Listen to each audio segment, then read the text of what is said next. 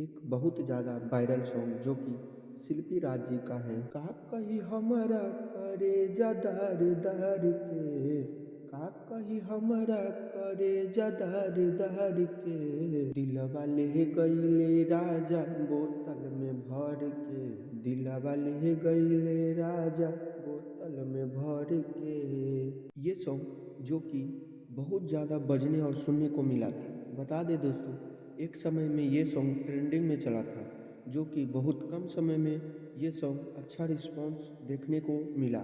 ये सॉन्ग को 309 million plus लोगों ने इस सॉन्ग को अपना प्यार दुलार दिया है। बता दे दोस्तों, इस सॉन्ग का वीडियो बहुत ज़बरदस्त तरीका से शूटिंग हुआ है। अगर आप इस सॉन्ग को नहीं सुने हो तो आप एक बार ज़रूर सुनें। अगर आप चाहते हैं इसी प्रकार से भोजपुरी या लेटेस्ट जानकारी हमारे पास पहुंचते रहे तो आप चैनल को सब्सक्राइब करें और नए नए वीडियो पाने के लिए हमारे चैनल से जुड़ें। धन्यवाद।